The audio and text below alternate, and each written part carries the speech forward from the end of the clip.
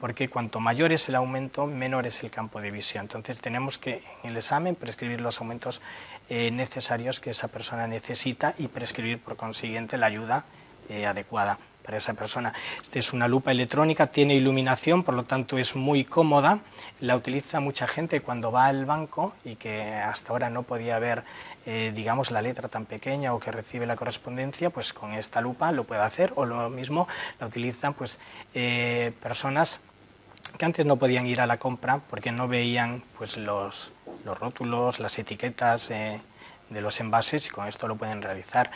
Digamos que esta la utilizamos en el exterior, aunque también la utilizan en casa, pero luego tenemos también las lupas televisión, que por supuesto están montadas en una mesa, son mucho más grandes, son circuitos cerrados con monitor, en donde se utiliza para realizar lectura y escritura. O sea, podemos decir, Ángel, que cualquier persona que tenga una pérdida tan acusada como venimos hablando, siempre se puede adaptarle a una mejoría. Desde luego, por eso es fundamental. Primero, lo que necesitamos es un diagnóstico. Lo fundamental y hora de actuar en las personas que padecen baja visión es hacer un diagnóstico lo más precoz que se pueda de su enfermedad, de su patología que le produce esa baja visión. Pero luego nos encontramos lo que comentábamos, que a pesar de ese diagnóstico precoz y de las tecnologías que tenemos hoy, como puede ser en la degeneración macular, tenemos herramientas tan importantes como es la OCT. Es una tecnología que nos permite hacer unos escáneres de retina, como unos cortes histológicos de la retina en vivo del paciente y estudiar todas sus capas, ver cómo tiene afectadas las diferentes capas de la retina, y el aplicar el tratamiento farmacológico. Hoy en día estamos haciendo infiltraciones, es introducir el medicamento dentro del ojo para intentar detener o que no avance la progresión de esta patología, pero muchas veces nos encontramos a pacientes cuya patología ya está tan avanzada que han perdido todas las capacidades visuales. Para estas personas decirle que no se tienen que resignar, que su calidad de vida mejora con todo este tipo de ayudas que le vamos a prescribir. Por supuesto, no solo es prescribir las ayudas, sino también tenemos un protocolo de rehabilitación visual en el cual ese resto de visual que hablábamos, que le queda a esta persona a través de la cual se orienta, le vamos a enseñar cómo tiene que ver a través de estas ayudas ópticas, cómo tiene que manejarlas para quitarle el máximo partido, no solo a las ayudas ópticas, sino a ese resto de visión. Esto lo hacemos mediante una serie de entrenos con el paciente, en donde le enseñamos no solo el manejo de las ayudas, sino también cómo tiene que ver por su retina o funcional que le queda. Si es una degeneración macular, tendrá una afectación central, le tenemos que enseñar a mirar por encima o por debajo de esa mancha ciega, que es la zona en la que le tapa la visión, para que pueda leer o pueda escribir. Decías, Ángel, que le hacíais un estudio respecto a la retina a cada paciente antes de llegar a personalizarle en concepto de una mejor visión. Esto, por supuesto, es altamente personalizado. No quiere decir que vamos a hacer pruebas de gafas, sino que estáis entrando a algo más profundo, ¿no? Que es llegar a los máximos de los máximos, ¿no?, con el paciente. Claro. Lo que comentábamos en un examen de baja visión difiere un poquito a un examen normal, pero antes de pasar a un examen de baja visión, antes tenemos que hacer nuestro estudio oftalmológico. Tenemos que tener un diagnóstico y un pronóstico de su enfermedad. Es muy importante que el paciente conozca su enfermedad y su pronóstico. Si no hay ningún inconveniente, se instaura un tratamiento farmacológico o quirúrgico para estabilizar esa enfermedad. Y es a partir de ahí, una vez que está establecido ese tratamiento quirúrgico o ese tratamiento médico, farmacológico, cuando pasamos a la fase, al protocolo de baja visión. En ese protocolo lo que hacemos antes de hacerle digamos que las pruebas objetivas que hacemos una fijación de objetivos. Y eso solo lo hacemos una vez que tenemos el informe oftalmológico de su oftalmólogo o el nuestro y hablamos con el paciente. Ahí fijamos pues, las necesidades visuales del paciente. Fijamos unos objetivos y esos objetivos son personalizados, me refiero, son personales, cada persona tiene unas necesidades visuales diferentes y tienen que ser objetivos concretos y que sean alcanzables. Quiero decir, una pregunta fundamental que le hago yo a un paciente cuando acude a nuestro gabinete de baja visión es ¿para qué le gustaría ver mejor? ¿Qué cosas que no puede hacer ahora le gustaría hacer? Muchos de ellos lo tienen muy claro y te dicen, pues me gustaría ver la tele, que no la puedo ver, o me gustaría leer o escribir, porque desde hace muchos años que he dejado de hacerlo, porque con mis gafas de cerca no consigo verlo. Entonces son objetivos claros, no pueden ser objetivos poco concretos como que te digan quiero ver mejor para todo, no, tenemos que fijar unos objetivos visuales y en función de eso realizamos el examen visual. En el examen visual utilizamos unos ototipos especiales de baja visión, diferentes a los que tenemos en el gabinete de la consulta diaria, en donde vemos las agudezas visuales. Tenemos que medir esas agudezas visuales que son ya muy bajas de por sí, ver a la distancia máxima a la que ven, por ejemplo, 2 metros, 3 metros, en cerca lo mismo, y tenemos que estudiar sus capacidades visuales, interpretar su visión. Por ejemplo, en cerca es muy importante conocer el tamaño de letra que ve, la distancia a la que consigue esa máxima visión, cómo le influye la variación de la iluminación en su visión. Es muy importante saber también, por ejemplo, en el resto de visión que le queda, son patologías que nos atrofian zonas de la retina, por lo tanto ese paciente va a tener pequeñas zonas de visión. A la hora de hacerle el examen de cerca vemos si esa persona en su campo de visión entra una letra, entra 2 letras, entra una palabra entera, porque en función de eso, a la hora de hacer la rehabilitación visual, si esa persona solo ve 2 letras, va a tener que reaprender a leer leyendo de 2 letras en 2 letras.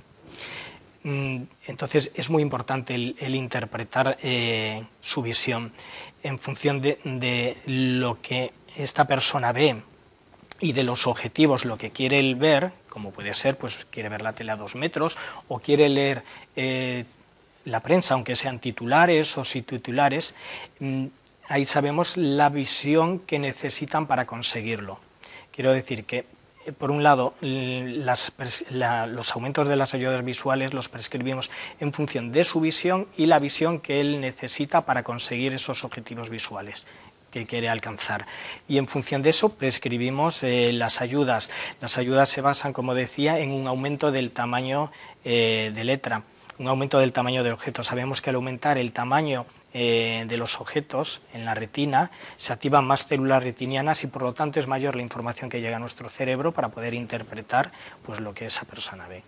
Ángel, lo que a veces nos da un poco de miedo son que ciertas tecnologías, sí, son muy positivas, pero estamos hablando hoy en día, los niños han nacido ya con el dedo pulgar, con una destreza estupenda para manejar mandos, ¿no? Sabemos que personas, partiendo de mi edad, pues ya no estamos en esa posición de poder utilizar estas cosas con esa sapiencia de esta generación que te estoy diciendo. ¿Son cualquier persona totalmente están vinculadas a poder manejar esto con destreza y sapiencia, sabiendo lo que hacen? ¿O son muy difíciles de manejar estos aparatos? Claro. Perdón. No solo, comentaba antes, todas las personas, hay un dato muy importante, que es que el porcentaje de personas con deficiencia visual. Cada día nos encontramos a más personas con deficiencia visual en nuestra clínica. Según los datos de la OMS, en España hay más de 2 millones de personas con deficiencia visual, con baja visión. En Europa son más de 20 millones y en el mundo cerca de 200 millones. de ese porcentaje, menos del 5%, han sido rehabilitados visualmente. Ahí está nuestra labor. Todas las personas van a poder ayudarse de este tipo de ayudas que prescribimos, de ayudas ópticas, y todos están en disposición de ser rehabilitados visualmente, en mayor o en menor medida. Pero lo que no podemos caer es en la resignación de que, como ahora ya no puedo realizar las tareas que antes podía realizar, no tengo solución. Sí hay solución, y ahí está nuestra labor, saber prescribir el tipo de ayudas con sus aumentos que necesita cada persona en función de sus necesidades. Y eso lo hacemos de forma personalizada, primero valorando las necesidades visuales que tiene esa paciente, pero también teniendo en cuenta el estado físico de esa persona. Muchas son personas con una capacidad intelectual íntegra y que han perdido mucha calidad de vida porque ya no pueden realizar esas tareas, pero a nivel físico se encuentran bien a pesar de su edad. Estas personas no van a tener ningún problema en poder manejarse con este tipo de ayudas, pero como también nos encontramos a personas con muchos problemas de movilidad, no solo prescribimos ayudas ópticas como pueden ser estas, sino también prescribimos ayudas que no son ópticas, ayudas ergonómicas, como pueden ser atriles, mesas plegables que permiten manejar tanto ángulos de inclinación como distancias, sistemas de iluminación. Los flesos, es muy importante que tengan buena iluminación, y son también ayudas visuales no ópticas con las que van a poder manejar las ayudas ópticas que les prescribimos, hacérselo más fácil. En realidad, Ángel, ¿cuáles son las patologías más frecuentes que provocan la baja visión, y sobre todo si tienen cura? La baja visión no es una enfermedad, por lo tanto no tiene cura. Quiero decir, no nos podemos vacunar para prevenirnos en baja visión, sino que es la consecuencia de las patologías que padece esa persona, y que fundamentalmente son patologías asociadas a la edad. De especial mención cabe la degeneración macular. Hablábamos de que es una afectación que se produce con edades ya muy avanzadas. Entonces, nosotros vamos a poder ayudarles independientemente de las patologías que tengan. Fundamentalmente las patologías que provocan baja visión son patologías asociadas a la edad. De hecho, nos encontramos altos porcentajes, y en el futuro se calcula que en el 2020 se va a duplicar el porcentaje de personas con baja visión. ¿Por qué? Porque la esperanza de vida es mucho mayor, y las patologías que aparecen en esta última década de vida son las que provocan esta baja visión. Hablamos de degeneración macular, que digamos que es la fundamental, la que nos encontramos a más pacientes, pero luego también hay otras patologías que pueden cursar baja visión, como pueden ser unas cataratas. Sabemos que son operables, pero muchas veces por los informes médicos del paciente está desaconsejada su operación. Nos encontramos retinopatías diabéticas, que es una complicación de la diabetes provocada por un mal funcionamiento o un deterioro de los vasos que irrigan a la retina. Retinosis pigmentarias también son enfermedades de componente hereditario, no suelen aparecer antes de la adolescencia, pero todas cursan con baja visión y con pérdidas de su campo visual. Cabe especial mención que el problema que producen todas estas patologías es que dejan a las personas en una situación, vuelvo a repetir, de muy mala calidad visual. Esto, si es una persona, como decía antes, con un estado intelectual íntegro y con unas necesidades personales, el impedirle el poder leer, escribir, le va a crear no solo un problema en calidad de vida, sino un problema anímico. Nos encontramos no solo un problema visual en los pacientes que acuden a nuestra consulta y que diagnosticamos de baja visión, sino un problema con un alto porcentaje de depresión.